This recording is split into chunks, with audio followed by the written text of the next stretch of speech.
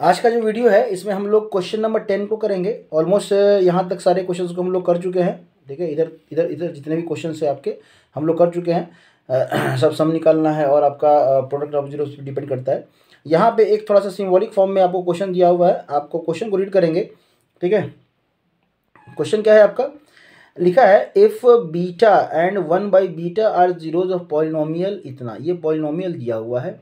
ठीक है, इसका बोल रहा है कि ये जीरोज है, ये दोनों क्या है, जीरोज है। ठीक है, अच्छी बात है।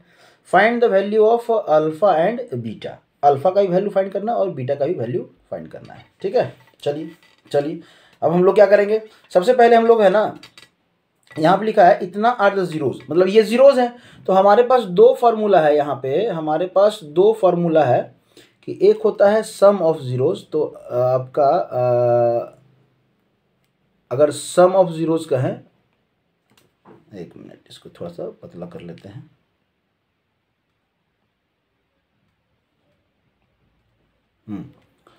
अगर हम लोग बात करें सम की बात करें, सम ऑफ जीरोज की बात करें, तो ये क्या हो जाएगा आपका बीटा प्लस 1/बीटा। और हमको पता है कि सम ऑफ जीरोज होता किसके बराबर है, तो -b/a के बराबर होता है। ठीक है, तो यहाँ से हम लोग कह सकते हैं कि बीटा प्लस 1/बीटा इज इक्वल टू आपका माइनस। अब है यहाँ पे दिया हुआ है आपका, अगर ABC अगर हम लोग बात करें, ABC लिख लें, A B और C। A कितना हो गया आपका, इस इक्वेशन से A कितना हो गया आपका, A जो हो गया,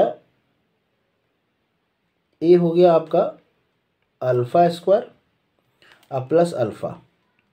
ठीक है, B हो गया आपका 61, जो B है 61, और जो C है वो क्या है आपका 6 अल्फा। ठीक है, चलिए यहाँ पे आपका दिया हुआ है, तो -b/a, तो -b/a, तो आप क्या करेंगे, -b कितना है 61 है, तो यहाँ पे क्या कर दीजिए 61 अपॉन a की जगह पे क्या है आपका अल्फा स्क्वायर और प्लस अल्फा। चलिए ये इक्वेशन हो जाएगा आपका 1।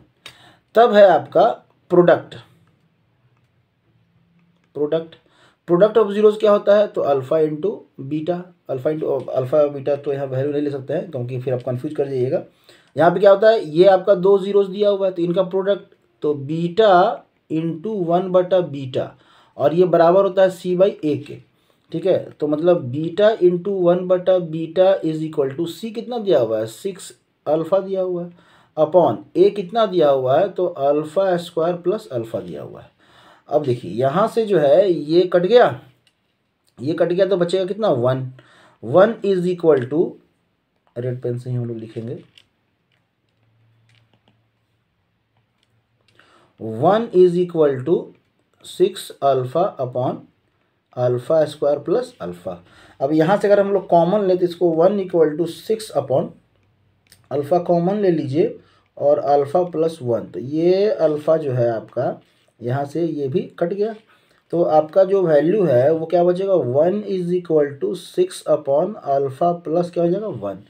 तब यहाँ से आप यहाँ से अल्फा का वैल्यू क्या निकाल सकते हैं, आप मल्टीप्लाई कर दीजिए, तो अल्फा प्लस 1 इक्वल टू 6, तो alpha equal to 6 minus 1 equal to 5। Alpha का वैल्यू कितना हो गया आपका 5। ठीक है, जब अल्फा का वैल्यू 5 हो गया तो यहाँ से आप बीटा का वैल्यू आप निकाल सकते हैं।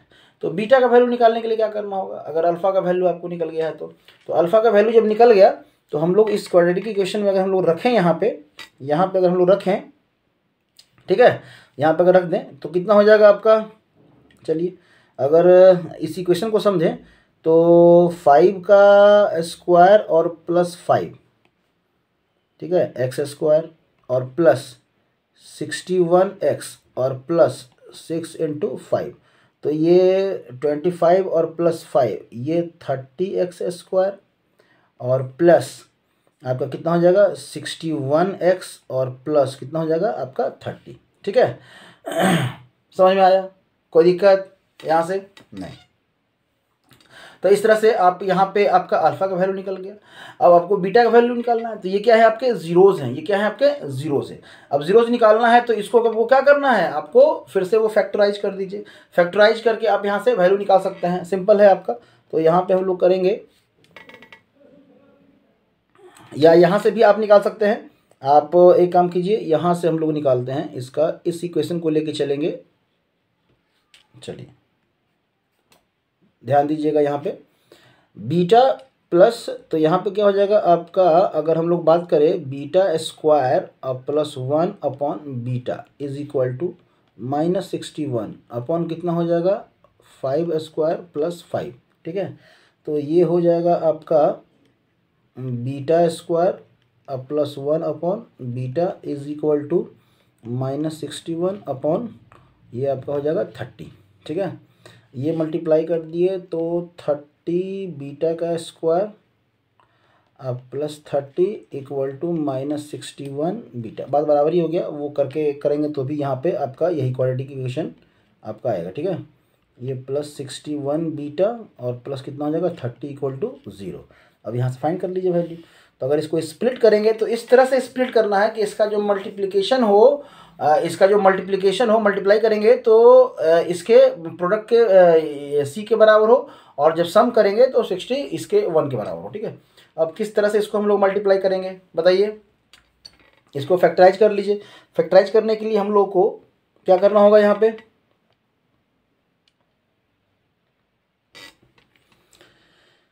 हाँ 61 को हम लोग क्या करना है, स्प्लिट करना है। अब 61 को इस तरह से स्प्लिट करें दो भाग में कि एक पार्ट में, अब देखिए स्प्लिट करेंगे मल्टीप्लाई करने पे इन दोनों का a इंटू सी का प्रोडक्ट, a इंटू सी मतलब हमको 900 आना चाहिए, मल्टीप्लाई करने पे 900 आना चाहिए। और अगर हम लोग प्लस करें तो 60 ये 1 होना चाहिए। तो 900 जब आपका आ गया तो 900 को अगर हम लोग एलसीएम ले लेंगे तो 2 से अगर करें तो ये, फिर से 2 से अगर करें तो आपका 2 2 और 5, फिर से अगर आप 2 से तो नहीं कर सकते हैं, और 4 9 3 से करें तो आपका यहाँ पे हो जाएगा फिर से 3 से, और फिर से 5, और ये तब आ जाएगा 5। मतलब अब इस फैक्टराइजेशन पे ही आपको चलना है। ठीक है, इस फैक्टराइजेशन पे ही आपको चलना है। चलिए अब यहाँ पे इसको किस तरह से करें, तो 25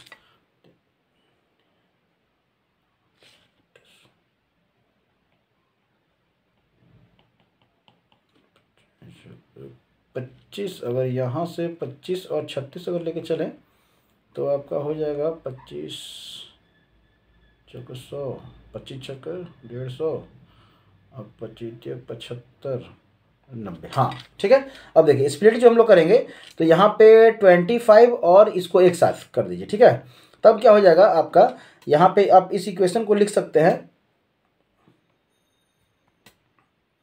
ध्यान दीजिएगा, इस इक्वेशन को आप क्या लिख सकते हैं, तो 30 beta square plus 36 beta plus 25 beta plus कितना हो जाएगा 30 इक्वल टू 0। तो यहाँ पे 30 बीटा आपका कॉमन तो पूरा नहीं ले सकते हैं, कितना ले सकते हैं कॉमन, तो यहाँ पे 30 है, यहाँ पे 36 है, तो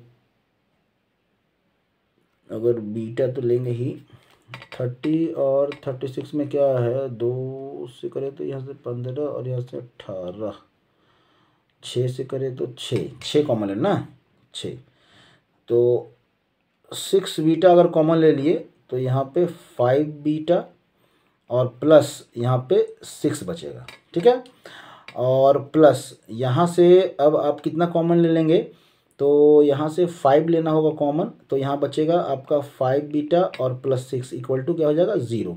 तो यहाँ से आपका 6 बीटा प्लस 5 और यहाँ से 5 बीटा प्लस 6 इक्वल टू 0। तो यहाँ से 6 बीटा प्लस 5 इक्वल टू क्या हो जाएगा 0, या आप कह सकते हैं 5 बीटा प्लस 6 इक्वल टू 0। तो यहाँ से अगर बीटा का वैल्यू निकालेंगे तो कितना हो जाएगा -5/6, और यहाँ से अगर बीटा का वैल्यू निकालेंगे कितना हो जाएगा -6/5। तो ये आपका बीटा का वैल्यू इस तरह से निकल गया। ठीक है, ये क्वेश्चन लेंदी है, थोड़ा लंबा जाएगा प्रोसेस, दो अलग अलग तरीके से, लेकिन ये इंपॉर्टेंट है। अगर इस तरह से क्वेश्चंस को एक बार फिर से आप खुद से प्रैक्टिस करके देखें, अगर बन जाएगा तो समझ लीजिए कि आपको जीरोज वाले में, पॉलिनोमियल वाले में कहीं कोई दिक्कत नहीं होने जा रहा है।